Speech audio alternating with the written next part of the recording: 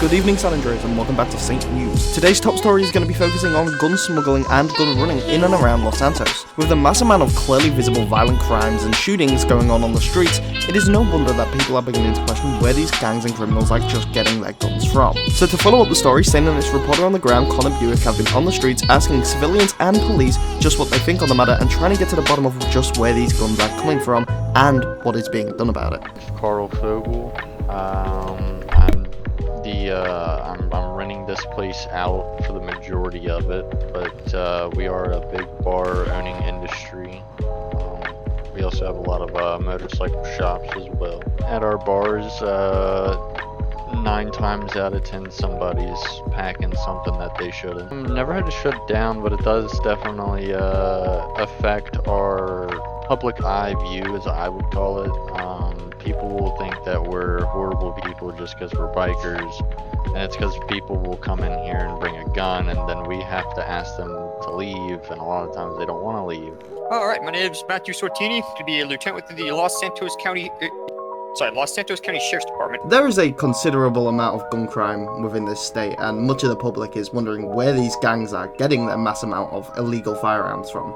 Do you have an answer to this question? Is it a main gang dishing out these weapons or multiple small smugglers? It's mostly to do with the gangs themselves. A lot of these gangs do have to have internal gun running to them. So there are a few gangs, I think a few MCs up the county that are known a little bit more for that, with the actual gun running aspect of things. Things do kind of pass under the radar here in LS.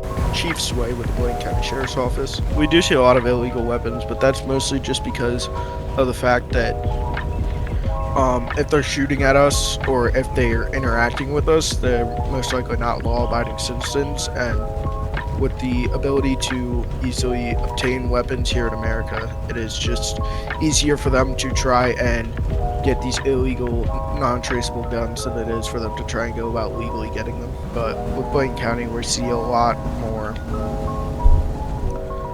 issues. There is operations going on to get us, to get that stuff down. North Yankton is also another known area where a lot of guns do get smuggled in from. So, there are a lot of, similar to Cayo Perico, there are a lot of blind areas over there in North Yankton. A lot of people, especially like during the winter months, they will use basically whatever they can get to smuggle guns via aircraft, especially. There are some plans in place to attempt to stop that, if not mitigate that, to the best of our ability. They did not.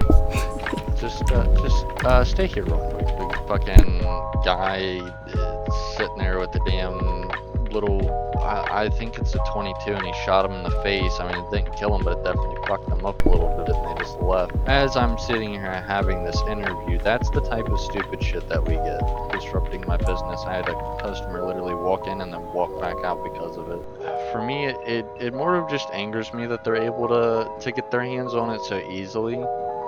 Because, I mean, again, they come in here, they disrupt business. Whoever in the fuck is supposed to stop them bringing guns into the country that are illegal should definitely be stepping up a little better, because it's a little ridiculous. If you know what you're doing, if you're trained enough, then you're good. But, I mean, if you're somebody who's like me who doesn't really have time to put up with that shit, I prefer to have... There it goes again. Just to conclude here, you definitely say then that illegal firearms are, in this state, disrupting more passively sided businesses. Oh my god, yes. I haven't, out of character, man, I haven't had a fucking business that I could run without getting a damn firearm pulled on me in probably a little over a month and a half. Frank Hoggins. And what I think about illegal firearms is that they're hurting the people around this town. They're killing. They've been killing many men since before I was even a boy. Like, this is what you need. You need something registered to your name with everything on it. I got the flashlight, the extendo mag, and the grip. That's all you're gonna need in life is that and your permit. Now stay safe out there, people. Just say Pete, it's not my name, but I'm not gonna give out my real name if that's okay. There is a slight decrease in business because of all the illegal use of firearms, so just let me just say, people feel unsafe because of everything that's happening. So I mean, me personally, I mean, I can handle myself, but sometimes I do feel unsafe because I see some heavy type illegal firearms people carry around, and that's making me feel a bit uncomfortable, if you know what I mean. I mean, anyone would. Do you see the police doing a lot to stop these illegal firearms and gun running and gun smuggling, or do you think they could be doing more about that? Oh, I think they can be doing a lot more about it. Oh, to the police, man, come on, step up your business. Keep us safe, like, that's why you are there, to keep us safe, but I don't see any of that happening, so step up your business on The action ends with Connor Pugh. Well, thank you for that, Connor. I appreciate you passing that over here, because this issue certainly isn't new. We've had problems with firearms for a while, especially in this state. We know it's violent, we know it's criminal-ridden. We're going to be looking forward into a new era soon of decreasingly less and less passive businesses and more criminal businesses like the Triad organization that we've just seen over the last weeks. They really don't, and they don't feel safe running these passive businesses anymore, and the police really need to do something about it. I mean, and I think one of the main reasons that illegal firearms are increasing is because people don't feel safe without them, because there's so many other illegal firearms. And I mean, we had this reporter earlier who was in the middle of a gunfight in the street. I believe we have some footage of it. We'll go ahead and play them on scene now.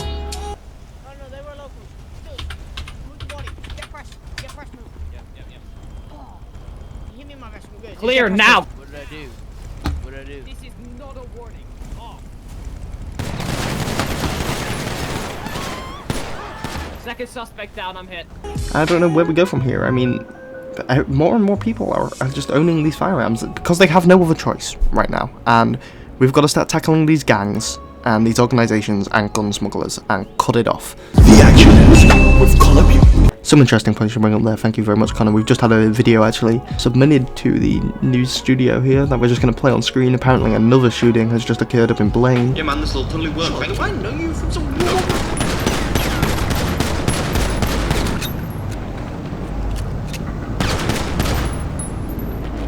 This video is from last night, but that does look a bit like someone I have seen someone. That wouldn't happen to be you, Connor. That looks quite similar. No, nope.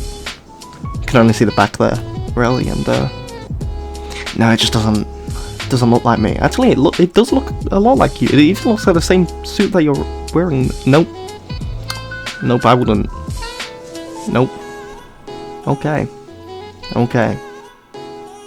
Well, that's going to be all for today, guys. Thank you very much for listening and tuning into St. News. Make sure to stay tuned for next time and subscribe to keep up to date with all future updates. We're off the air. Okay, nice. Get me the hell out of this death trap. And get me a damn bulletproof vest. Where is it? Is it in here? Oh, it is in here. There you go.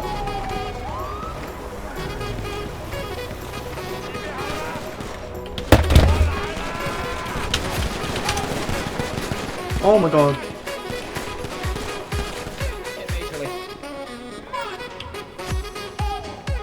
Press, back the fuck up! You will be detained! Back up. Okay, I'm sorry. Oh, the dog got hurt!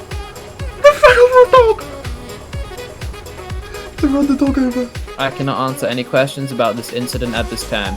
Are you sure about that, officer? There's no way I could possibly persuade you? No questions about this incident can be answered at this time. Okay.